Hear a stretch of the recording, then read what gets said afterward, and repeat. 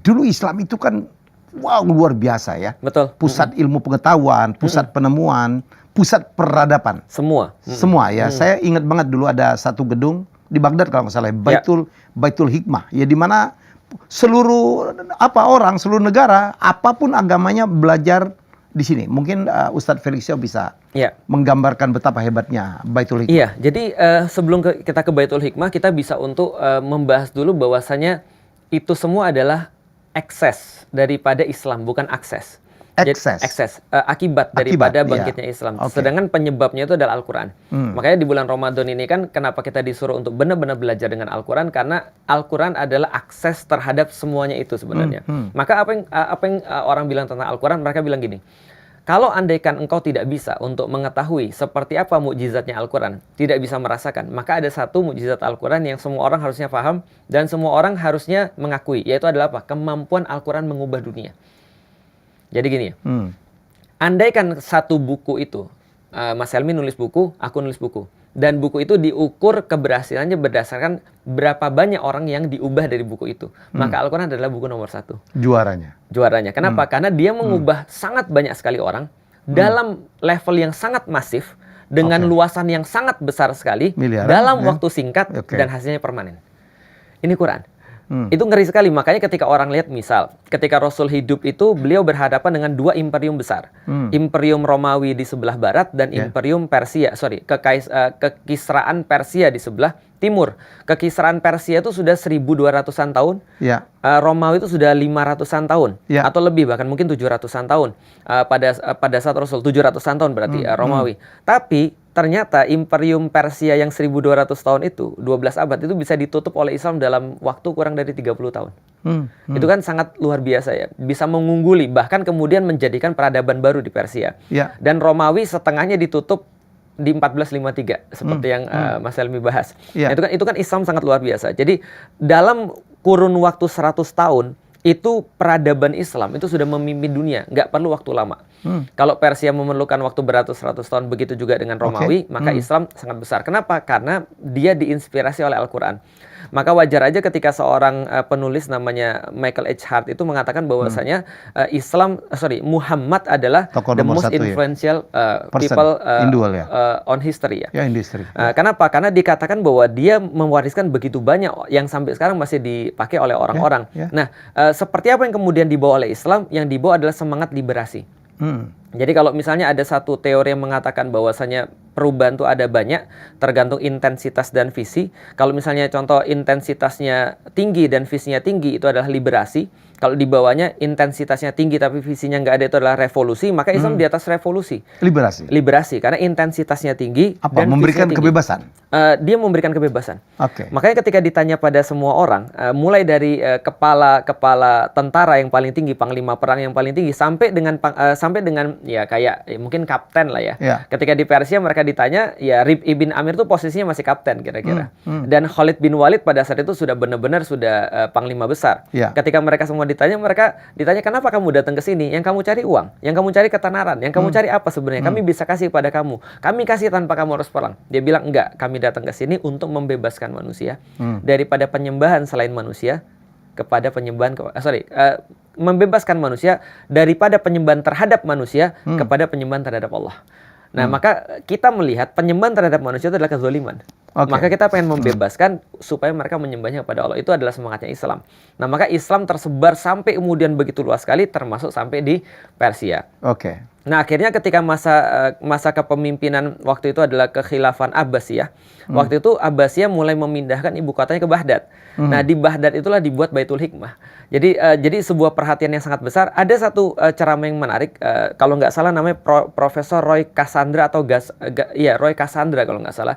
Dia pernah bahas bagaimana abainya orang-orang Kristen pada saat itu. Sekali lagi ini bukan menghina ataupun bukan, tapi kita menjelaskan dari sudut pandang sejarah. Bahwasanya sangat abainya orang-orang Kristen pada saat itu sampai mereka itu membunuhi orang-orang yang mereka perhatian pada agama karena konflik internal mereka. Jadi mereka dulu kan punya perpustakaan besar Alexandria. Nah, perpustakaan Alexandria ini besar sekali dan sangat bagus sekali, dan itu menjadi sebuah heritage lah untuk dunia yang memang nggak ada urusan dengan politik. Tapi ketika terjadi kasusnya ketika terjadi kasusnya perbedaan antara Arius dan Anastasius itu tahun 325 ketika dijadiin Yesus sebagai salah satu Tuhan daripada Tuhan yang tiga, itu kan jadi masalah. Karena kenapa? Karena semua yang tidak berkeyakinan yang sama akhirnya dibantai.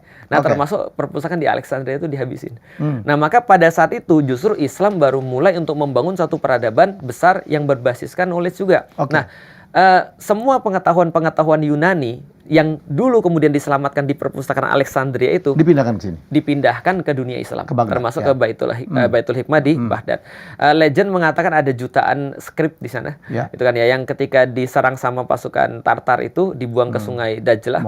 Sungai Dajlah itu apa ya? Tigris atau Efrat, saya lupa nanti. Yang Mesopotamia. Mesopotamia, Efrat atau Tigris, tapi Dajlah nama bahasa Arabnya itu. Katanya airnya menghitam ya. Betul, airnya menghitam. Karena dan itu masuk akal sih. Sangat masuk akal. Kenapa? Karena ya saking banyaknya skrip itu yang kemudian dihilangkan. Dan kalau kita lihat, ya kalau kita nggak usah lihat bukunya, orang-orang bilang gini, orang-orang Arab atau orang Islam itu menamai langit-langit dengan nama-nama bahasa Arab. Makanya hampir semua bintang tuh diawali dengan Aldebaran, Al-Karnar dan segala macam. Karena Al itu kan ya pertanda isim kan ya. Nah, jadi Al itu kan de kalau dalam bahasa Inggris. Nah, dan kemudian menamai binatang-binatang di daratan dan juga pepohonan dengan bahasa Arab juga. Dan mereka menghiasi kemudian peradaban-peradaban manusia dengan peradaban-peradaban yang baru. Maka dikatakan bahwasanya kehebatan orang-orang Islam itu karena mereka bisa berdiri di pundaknya orang-orang Yunani yang sudah mendahului keilmuan. Dan kita tidak mengatakan bahwasanya mereka itu sia-sia, tidak. Kita tidak membangun itu sendiri. Kita cuma melanjutkan apa yang sudah baik-baik di masa yang lalu. Maka semangat Islam itu nggak pernah menghancurkan. Semangat Islam itu liberasi. Yaitu adalah meliberasi manusia supaya dia benar-benar hidupnya baik. Nah, termasuk dalam bidang pengetahuan dia juga meliberasi. Oke, menarik ya. Sangat menarik sekali. Kalau kita mundur ya, sebelum bawakan, banyak orang mengatakan penghancuran Baitul Hikmah yang membuang jutaan buku dan transkrip ke skrip ke sungai itu. Ya, setelah itu Islam mundur ya. Sebenarnya Islam mundur secara keilmuan. Secara keilmuan, ya, dia sudah mulai, dia minimal sudah mulai stagnan ya. Karena kalau kita lihat sejarah peradaban Islam tahun 600-an, mungkin pasca 632 Rasulullah wafat, itu masih naik tuh, grafiknya masih naik. Kalau kita mau katakan grafik naik itu batasannya apa? Gampangnya gini lah, ekspansi wilayah. Karena ekspansi wilayah kan menandakan bahwa kesehatan daripada sebuah negeri ya, itu kan ekspansi wilayah. Maka kita bisa bilang kayaknya Indonesia tuh nggak serius karena wilayahnya malah menyurut, gitu kan. Jadi gitu. Nah, jadi kalau ini kan ekspansi kalau dia sehat. Nah, 600-an 32 dia masih ekspansi. Sampai kemudian kekhilafahan Khulafaur Rasyidin selesai, khilafah Umayyah itu masih ekspansi tuh. Dari tahun 600-an sampai dengan tahun 750 itu masih ekspansi. 750 sampai dengan hancurnya Baghdad itu 1258 itu tetap masih ekspansi. 1258 yang menarik lagi adalah ketika itu digantikan dengan kekhilafan Abbasiyah di Kairo, itu masih ekspansi, Mas. Masih naik lagi, masih secara wilayah masih naik. Sampai kemudian tahun 1638 ya kalau nggak salah, Battle of Wina ya. Nah, itu baru setelah itu nggak ada ekspansi lagi. Jadi sebenarnya ekspansi itu masih sampai zamannya Utsmani, terkhusus zamannya Muhammad Al-Fatih. Ya, jadi sebenarnya sampai Muhammad Al-Fatih. Nah, dari situ tuh mulai mesinnya mati sampai kemudian Sulaiman Al-Qanuni. Setelah Sulaiman Al-Qanuni turun. Apa penyebabnya, Ustaz? Penyebabnya menurut para ulama adalah sebab kebangkitan Islam itu akan sama seperti sebab kemunduran Islam. Maka kalau kita bahas bahwasanya sebab kebangkitan Islam itu adalah karena Al-Quran, maka sebab kemunduran Islam juga karena Al-Quran. Karena orang-orang ninggalin Al-Quran. Jadi kita bisa lihat contoh ya di tahun 1500-1600 ketika revolusi industri itu menggema di Barat, lantas kemudian orang-orang Islam itu jadi apa ya? Mereka jadi ikut-ikutan. Jadi mereka nggak siap untuk menghadapi ini. Nah, sehingga mereka mulai bingung bahwasanya agama bisa nggak untuk menyelesaikan permasalahan-permasalahan kehidupan. Nah, mereka melihat Barat. Ternyata Barat maju itu karena meninggalkan agama. Karena Renaissance kan sebenarnya meninggalkan agama. Mereka memisahkan antara agama dan kehidupan setelah mereka pikir 600-800 tahun mereka kecewa dan trauma dengan agama. Maka sampai muncul satu pepatah, gantung raja yang terakhir menggunakan usus pendeta yang terakhir. Ya, salah satu film yang kita bisa gambarkan untuk melihat kejadian itu adalah kan Robin Hood. Robin Hood kan punya teman namanya Little John. Nah, Little John itu kan bukan Little John, ada satu pendeta, Tucker kalau nggak salah ya. Nah, pendeta ini kan adalah pendeta yang dalam tanda kutip membelot dari gereja. Karena waktu itu gereja mendukung landlord. Untuk memberikan sesuatu perlakuan-perlakuan yang nggak baik terhadap proletar pada saat. Nah, sehingga Robin Hood muncul sebagai pembela-pembela para proletar. Nah, Barat itu dibangun atas konstruksi masyarakat yang seperti itu. Maka ketika terjadi Renaissance, mereka bilang berikan raja hak raja, berikan Tuhan hak Tuhan. Maka jangan dicampurkan. Dari situ muncul konsep-konsep kehidupan sekuler. Nah, orang-orang Muslim ketika melihat mereka maju, mereka jadi jengah. Kenapa? Karena mereka belum siap. Di saat yang sama mereka banyak sekali meninggalkan Al-Quran. Mereka tidak lagi mempelajari bahasa Arab. Mereka tidak bisa menyelesaikan permasalahan-permasalahan duniawi dengan Islam. Lalu kemudian dipikir, perlu nggak sih Islam dalam kehidupan kita? Akhirnya Islam ditinggalkan, hancurlah habis. Bukannya karena itu, Ustaz. Saya dengar, ya saya nggak perlu sebut namanya. Dulu kemunduran Islam itu karena justru orang-orang Islam itu diminta lebih fokus belajar Al-Quran, tidak mempelajari ilmu-ilmu dunia, gitu. Kalau ini gimana? Di dalam Islam tidak ada dikotomi ilmu dunia dan ilmu akhirat. Malah kemudian kalau kita lihat di awal-awal kemunculan Islam, orang-orang tuh semuanya itu adalah multi talenta, polimat. Jadi contoh misalnya ya, Ibnu Al-Haisami itu adalah seorang ulama. Selain daripada seorang yang sangat pintar di dalam permasalahan bangunan, arsitektur, dan juga pengobatan mata, kan itu kan ya.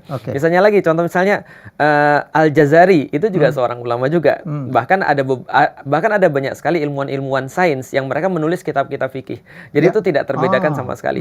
Nah, artinya kalau kita lihat lagi di awal-awal Islam, maka kita katakan Al-Quran adalah suatu kitab yang menginspirasi orang. Dari awalnya orang-orang itu ignorance banget tentang masalah-masalah dunia, menjadi sangat perhatian dengan masalah dunia.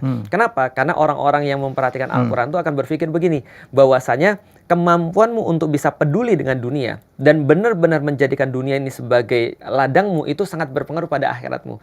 Nah, justru ketika Al-Quran ditinggalin, pemahamannya ini hilang jadinya. Yang lebih tepat mungkin ini, Mas, yang pernah saya baca yang mungkin agak mirip adalah pengaruh filsafat terhadap Islam. Nah, sehingga akhirnya para filsuf-filsuf ini yang ketika datang dari Yunani, dari India, dari manapun, yang akhirnya menjadikan orang Muslim itu membedakan bahwasanya kalau mereka peduli dengan dunia, mereka nggak usah peduli dengan akhirat. Dan kalau mereka peduli dengan akhirat, mereka jangan urusan dengan dunia. Akhirnya muncul banyak dikotomi gitu ya. Dikotomi. Akhirnya dunia nggak bisa diselesaikan.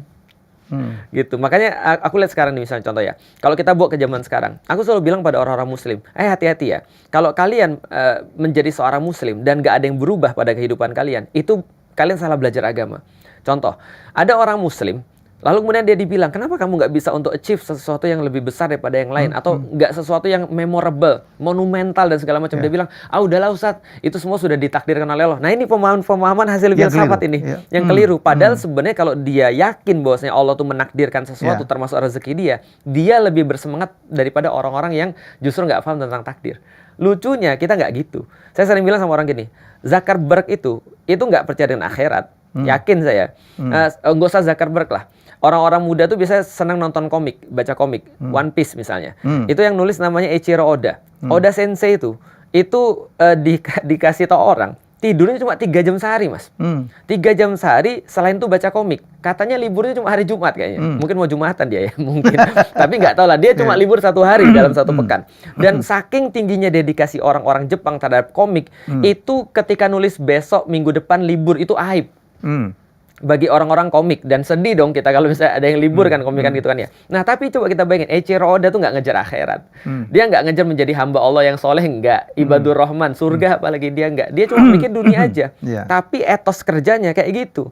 Elon Musk misalnya, dia bilang, kalian mengharapkan dari 40 jam sepekan terus bisa mengubah dunia. Itu kalian artinya nggak masuk akal. Nggak ada yang bisa mengubah dunia dari 40 jam per pekan. Nah, itu kan harus dimiliki oleh orang Muslim sekarang. Dan pernah dimiliki orang Muslim pada zaman lalu. Bagaimana kita melihat ulama-ulama dulu ngopi karena nggak mau tidur. Jadi kopi itu dijadiin minuman ulama. Sampai diharamkan oleh orang-orang Kristen kan gitu kan ya, karena itu adalah minumannya orang Muslim kata mereka. Orang Muslim minum kopi untuk supaya nggak tidur, supaya apa? Supaya bisa belajar.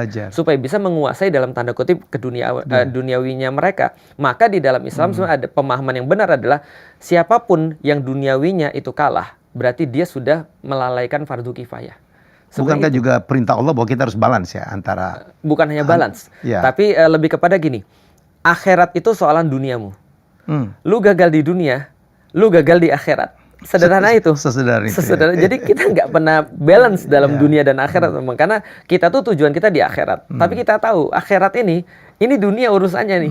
Karena kita nggak mungkin. Sebelum akhirat kita harus melalui dunia dulu. Betul. Kata Allah kan wabtagi fima atakallahu darul akhirah. Carilah sebanyak-banyaknya karena tujuanmu itu ada di akhirat. Wala tansa nasibaka minad dunia. Tapi jangan lupa kamu sekarang di dunia. Nah, untuk dapat itu kamu harus kuasai ini dulu. Menarik lagi kata ulama gini, Mas. Cukup dikatakan berdosa ketika kita sebagai orang muslim tidak berbuat semaksimal orang-orang yang bukan muslim dalam mencari dunia. Artinya apa? Kalau misalnya contoh kita melihat ada orang-orang dalam kasus misalnya Mas Helmi, ada orang-orang yang bukan muslim, mereka begitu hebat dalam mengelola media, begitu profesional dalam mengelola media, begitu detail dalam mengelola media. Kalau kita orang muslim nggak ada orang kayak gitu, kita semua dosa. Karena itu fardu kifayah. Fardu kifayah. Iya itu. Nah itu semangat orang-orang zaman dulu. Makanya nggak heran kalau mereka bisa. Jadi gitu. Ustaz Felix, jadi itu kekeliruan sikap itulah ya, yang akhirnya menyebabkan hancur. Kita lihat pemenang Nobel, Muslimnya tuh sedikit banget. Betul. Kalau kita lihat top 100 richest gitu ya, orang terkaya dunia pun orang Muslimnya sedikit banget. Ya rata-rata ya orang yang non Muslim, bahkan yang agnostik yang nggak punya agama. Ada Islam pun tapi tidak Islami. Gitu kan. Itu lain lagi. Ya, itu kan juga ya sesuatu yang perlu menjadi sebuah autokritik ya. Ya autokritik untuk kita. Jangan marah gitu ya. Kita nggak boleh marah tentu saja. Tidak boleh marah. Wah ini itu. Jadi saya pernah dihajar juga nih. Saya kan ngangkap satu statement Bill Gates yang if you're born poor, that's not your mistake, but if you die poor, that's your mistake. Masuk akal. Ya kan kalau tua nggak kaya artinya kan kita udah diberi kesempatan. Ini terkenal saya ini kalimat motivasi. Waduh, yang Mas Helmi ngajarkan orang dunia. Yang penting itu masuk surga atau enggak akhirat. Benar sih, yang penting masuk surga, dan salah satu cara masuk surga itu ya dengan uang. Nah, salah satu ya, walaupun tidak semua. Nanti kita bisa posisikan uangnya itu di mana. Tapi yang jelas kalau kita mau simpulkan sebenarnya Islam bukan nggak pernah muncul. Islam bukan nggak pernah bangkit. Islam bangkit. Nah, karena Islam bangkit di zaman dulu sebenarnya sesederhana itu. Kita cuma tinggal melihat cara-cara di masa lalu, apa yang mereka lakukan, apa yang mereka bisa kemudian perbuat dan relatekan dengan kita, maka hasil yang sama akan kita dapat. Nah, untuk itulah kita belajar sejarah. Semoga kita cepat sadar ya. Harusnya sih sekarang udah waktunya.